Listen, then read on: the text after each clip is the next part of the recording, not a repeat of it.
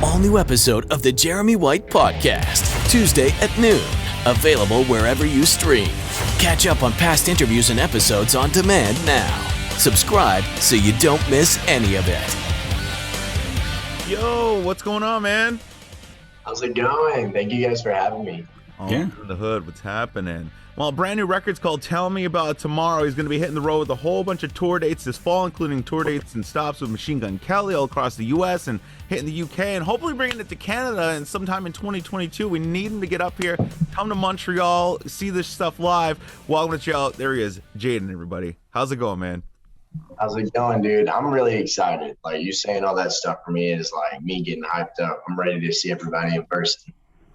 Is it going to be weird to finally get on stage and perform these songs live for the first time properly? Yeah, I had my first show at the Roxy with like 200 fans. We got to fly out across the country. So when I'm on stage, that's when I feel like most comfortable. Like, everything else is the hardest part for me, like the preparation, the traveling. But being on stage is natural for me, man. I really feel like I was born to do it. Am I perfect at it? No, but I think that's the best part, is that I'm not, and I just love what I do. Yeah. It's interesting, I'm listening to this record, and it's really cool to hear guys like you and like Monson and a bunch of, even like Young Blood, like bringing back guitars into more of a mainstream presence. Working on this record with Travis Barker, what was the process in the studio like, and getting these songs together? I know he's producing the stuff, and you're co-writer on pretty much every single song on the record, but how does the song go from inception to completion working in the studio with Travis? Yeah, we had like one writer really on the entire album, Andrew Goldstein, and the best thing about Andrew is he really wants me to write and then him to perfect it, and that's kind of the same way with Travis.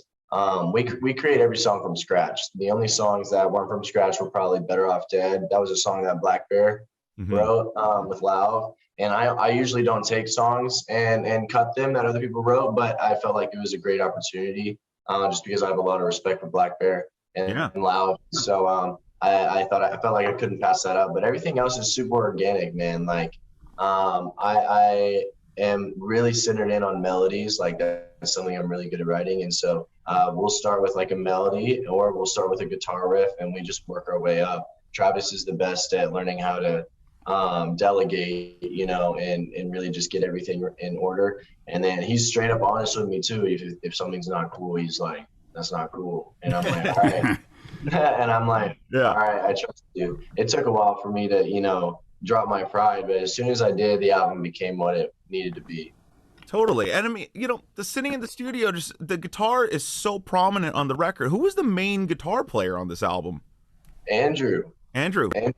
So we had Andrew Goldstein, Nick Long, who's another great guitarist and a writer as well. And then Thrasher, the engineer that had been working on us for the duration of the album. Those three did a lot of the main lead guitars. Funny enough, Travis plays guitar. And he'll tell you he doesn't play very well, but he's getting pretty good.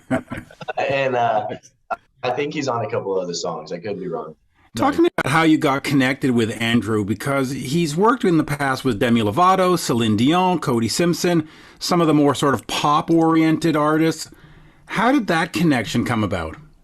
It's really cool. That's like my favorite thing about what's happening right now is so many of these people have been making fantastic music in a genre that they necessarily don't like connect with the most. Like, I started working with Andrew because of Travis. He connected us. He was like, he's this fantastic writer. I've only ever been in a writing session with Andrew and Justin Tranter, only two people. We don't use a lot of writers. We don't do a lot of that because me and Travis really have a good connection. But like Andrew, one of Andrew's favorite bands is Finch, which is also like one of my favorite bands. Like, Letters to You is like one of my favorite songs of all time. And so like he came in with like not much expectation because he didn't really know who I was, because I didn't really have anything. But as soon as we had that first session, it felt like so natural. We wrote Think About Me, I'm pretty sure, the first song we did together. Which is like probably one of my biggest songs on the album. And then right after that, we did Last Time, and it just kept falling into place. He's fantastic. We feed off of each other, and he has something really special. He has a good knowledge, you know, of all those like rooted punk bands. At the beginning of when we first started working, it'd be like they'd be like playing something on the guitar, and Travis would be like name off a band that it came from, and they'd be like laughing and stuff, and I'd be like, I had no idea. Random influences. Let me ask you this real quick. You grew up in a Christian household. How supportive was the family of this path that you took? Were they like, hey, whatever works for you, let's go do it? Or was it like, dude, no, you can't be doing this? It was my family, like, honestly, like, gave me the most support I think I could imagine. They got a lot of hate for it. Like, I like was in it's also different because the faith I have is very different from like the faith that I like come from, like where I lived. They're very judgmental and like they're very closed-minded. My faith is very centered around my relationship with the person I think is all in charge, and that's all it has to do with. I love everybody and I love everything, and I think that people need to stop putting themselves in position to like judge others. And so my mom and dad feel the same way.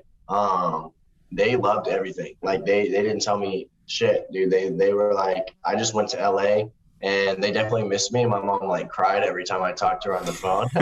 But yeah. They believed in me, and they know that I have a heart after people. And so when you're impacting people's lives and you're in the stories that I've seen and heard from these kids that are like talking to me about my music, I think that what I'm doing is almost better than anything I could have been doing at home, so right. They've been amazing. Like genuinely, I couldn't say anything. A lot of people have that story of like, yo, my parents hated it, but my parents were there for me, and I really appreciate that. Well, look, I mean, hey, 9 million TikTok followers. You're connecting with somebody. Yeah, something like that, Well, it's funny because I've been watching this Dave Grohl show about, talking with Pharrell and Miranda Lambert, and all of them have that same story of my parents were there for me. Yeah. And it's great to see. I mean, it does take the support. It does. Not a lot of people get that advantage, and so I definitely understand its value. So I have my mom with me here right now in LA. I don't really talk to my dad that much anymore, but regardless, I know they both support me as much as they can. So it's been a great journey. And I got to say, you do touch people because when the interview possibility came up, I told my daughter who's turning 18 next week, and she's like, you got to talk to him. He's so good. He's so good. So there you go. That works. It's been weird, it's like you see, it's because I started in COVID, you see like this, the numbers rising, but you wonder, like, is it really making an impact? And so being able to recently see people in person, telling me like, yo, you changed my life, or even just, I love your music so much, is like, that's crazy. I never thought I'd be here. Yeah. When you were growing up, what kind of stuff were you listening to? Because I was reading that you were more into hip-hop and some classic rock. I like the fact that you referenced 5150 on the song Fucked Up, which is a Van Halen reference. Were you listening to Van Halen, like classic rock? Like, where did this pop-punk sound come from? The funniest part is like, and it really ties into kind of my whole story, which I think is like the most punk. Like, my story is very punk. It's like taking something that shouldn't have been and made it like what I am. And I didn't grow up listening to punk music at all. And that was like the first thing I told Travis, because I like wanted him to be aware, like, yo, dude, like I'm not used to this. When we first signed, I listened to like Skillet when I was like a kid, which was like a heavy metal band, right? Yeah. I've interviewed them. Fun band, fun guy, fun lead singer. John is great. I remember like something that I couldn't get over was like the fire that they used at their shows. So but I listened to, like, I was a super insecure kid, and like I didn't really fit anywhere. So I listened to literally anything and everything everyone was listening to, so that put me in a lot of different places. But the only genre that I never really fell into was rock, over like this duration of like listening to so many different types of music. The closest thing I had to a punk influence was Juice WRLD. Whenever like my junior and senior year, I really fell in love with him and like his unreleased music. And so I'd never been to a show, never been to a concert. After time goes on, literally, guys, today is like the anniversary of the day I went and saw Juice WRLD in person, in concert. Wow. And it changed my life forever. Today's the day that I decided to start making music, and today's the day that my perspective was changed. And I got to go see Juice in concert, but his music gave me a lot of inspiration. Even 6 months into me signing with Travis, I was really leaning on Juice WRLD. It wasn't until I had like an awakening, kind of again, or a humbling, I would call it, that I really dove into this punk genre, more rooted punk even. Like one of my favorite bands is The Descendants, you know, and it's like, and that now I'm really into like Kenny Hoopla, and he loves the band, like the drums. So like it's just ranges, you know. I listen to Finch, which is like almost like an industry, like no one really knows them, like the fans don't, but then everyone knows them at the same time. So it's like this weird dynamic. I love Silverstein, but I also love artists like Kenny, he's my favorite artist of all time right now. Well, talking about punk, I'm gonna have to get you a mixtape with Misfits, Danzig, Black Flag, Minor Threat. You got to, dude. I remember it was funny too, because I was on my way to the Think About Me music video, and Travis had told me about the Descendants, and I was like, yeah. And and I was like, maybe I should listen to him, because I was wearing a shirt, like a Descendants shirt, in my music video. Right. I bought in Vegas. I was like, maybe I should listen to him, right? On my way there, I turned on the Everything Sucks album, and that I was like, holy fuck. So that started like a whole nother wave. And the whole premise of this story is I'm 20 and I just hit my punk phase, you know, like I just hit this time of my life where like I really connect to all of this music. I really connect to the lifestyle that comes with it. And most people would kind of get mad at that, because they're like, oh, I went through that when I was in middle school. And I'm like, well, like, I think that's like the most punk thing you could do, is like doing whenever, however, you know. And Travis has taught me a lot, and he's also taught me that punk's always been cool, and I'm not making it cool again. He made that very clear. It's always been cool. I'm not making it cool again. I'm just reminding people that it's always been. Exactly. Hey, and I'll send you my Poison Foreigner mixtape right after he sends you the Misfits mixtape. Yeah. We'll get you Def Leppard too. Oh, yeah, a little bit. We'll go real classic rock. The album is focused a lot on what was going on with you in your mental state, suicidal thoughts and stuff. Talk to me about that, and actually, you know, opening up and telling the world about it, because I think it is I know it's an important message, because that's one of those where you have these thoughts quietly in the corner and you feel like you're alone and nobody else feels this way. And when you hear other people say, hey, I felt this way too, you go, really? Yeah. Oh, so I am normal. Oh. Exactly. Like I think mental health is probably the number one thing that has an impact on my life daily. Like yesterday, I even had kind of like a moment where I learned more about myself, you know, and what I've been going through. I've started to go to therapy because I realized that not talking about the things that you're thinking about can really be harmful to you, you know. And I've dealt with mental health since my senior year of high school. I thought it was fake until then. I think that's why it hit me so hard, is I was kind of one of those people that was like, oh, like, just don't be sad, you know? Yeah, I'm a tough guy. Just suck it up and move on. Yeah, come on. Don't be a pussy. Right. Yeah, don't be a pussy. Exactly. And then anxiety and depression hit me like a truck. And like, I was just so unaware, unprepared. So I decided just to like not let that happen. You know, I'm very analytical, and like, I'm very hyper aware of like what's happening around me and like what's going on in my head. And so for a while I thought I could handle it on my own. And then I realized, oh, it just makes it worse. And so I've gone through like struggling with like drug addiction with it. I've gone through like sex addiction, like things like that, you know, trying to fill this void of like what I'm just trying to make myself feel normal. And then I finally got to a point where I started putting that into my music. Like, because all of that was happening before I really became an artist. And then I finally got to express myself through my music. And I just started to change, you know. I got arrested. That was like a big moment for me in my mental health. Not telling people to get arrested, but for me, it made me like, it's a game changer. Sometimes that's what people need.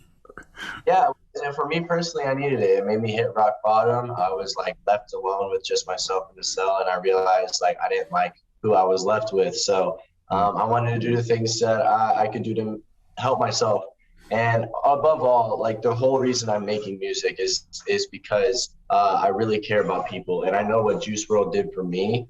He was just strong enough to be vulnerable in his music and make it catchy still, you know, make it something that I could hold on to, that connected literally millions of people, unified them in a way that only music can, you know. And so after that moment at the Juice WRLD concert, I was like, I have to try this. And so I did, and I told myself I'm only going to do this if I'm meant to do this.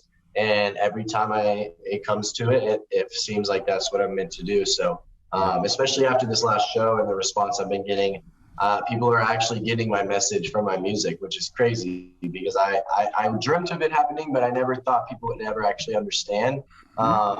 Because a lot of music is super shallow, you know, and my music is not. And I'm really excited that people understand the distinction. It's been a blessing. Well, you know, it really does become therapy through music in a way, because it's like, you know, like everybody else, when you're feeling down in the dumps and feeling like shit, it's like you put on your favorite song by your favorite band, and you're completely taken away from music is a catharsis. Absolutely is. Jay, let me just quickly ask you this, since you mentioned therapists, because I know a lot of folks, they go to a therapist and they go, oh, it doesn't work, they're horrible, but it's always about finding the right one. You have to find the one that matches with you. How were you able to do that? Honestly, relationships, like I've learned that relationships is the biggest currency. Like I've gotten further in my life with knowing the right people than doing the right things. Because I think that, you know, we put a lot of pressure on ourselves. Actions can only do so much, you know, as much as people think. It's really about creating a good relationship with people that you can trust. So I got to, over time, I tried therapy in high school. Medication fucked me up. So I understand that whole scene. Everyone's like, oh, it made me worse. I get that. But I'm at a place now where I actually want to get help, you know? Yep. So that's half the battle. That's half the battle, you know? And when you really don't want to get help, you're not going to. Yeah.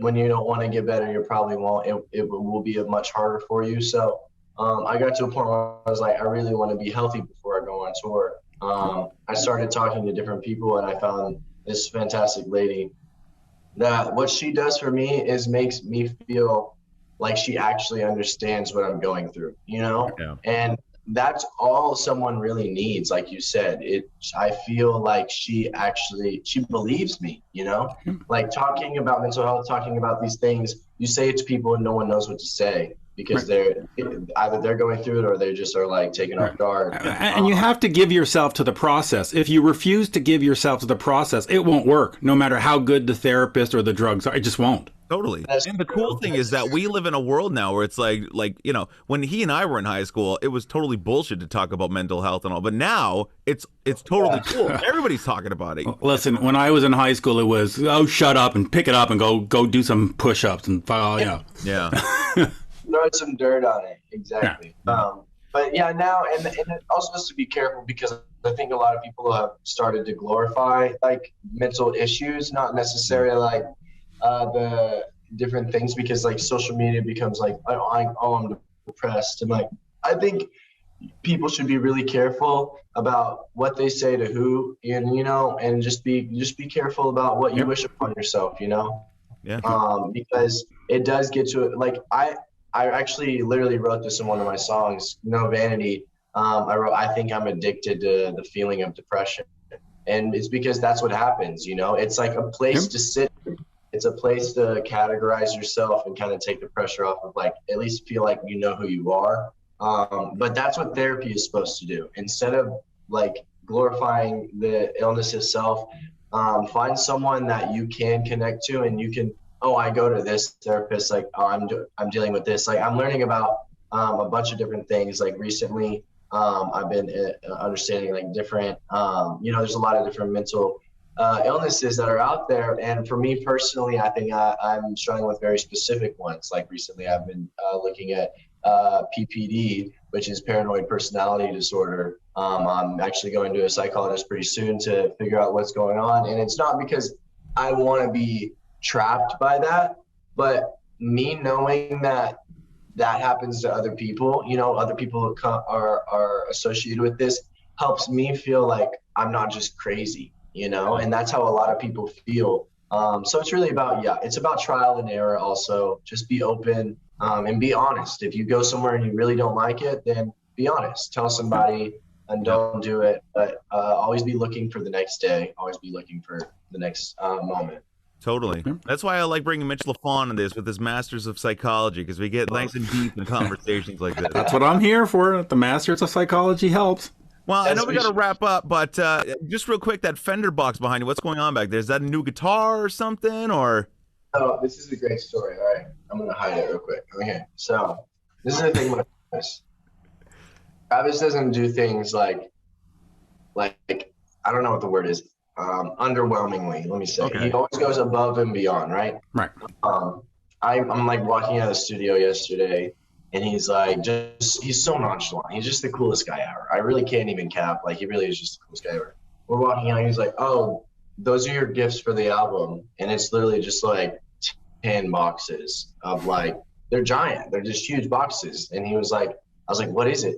He was like, oh, it's just like a bunch of guitars and stuff. And like, these like the nicest things ever. So I was like, I'm going to pick one because I was riding with my manager. We didn't have room. And I grabbed his box, and it's a signature Billie Eilish ukulele. Oh, cool. That's fantastic. That's a great gift. Dude, look. Wow. Tiptoe through the tulips is what we play on ukulele. Nice. Sounds great. That is fantastic. That's the way to go. Yep. All right, well, let's get out of here. Tell me about tomorrow. It's available now where music is sold. Make sure you go see him on tour this fall alongside Machine Gun Kelly and a bunch of solo dates as well. And hopefully get to see you in Montreal, and we'll do this in person next time. It was so great to meet you, man. Great show. And thank you guys so much. Y'all have a blessed day, all right? Yeah, my daughter's a big fan. She loves you. All right. Tell her I appreciate that. Like, I really do. I hope that she'd come to a concert soon. She will. I'll make sure to take her. We'll be there. Yeah, dude. All right, see you guys. See you later. An all-new episode of the Jeremy White Podcast, Tuesday at noon. Available wherever you stream. Catch up on past interviews and episodes on demand now. Subscribe so you don't miss any of it.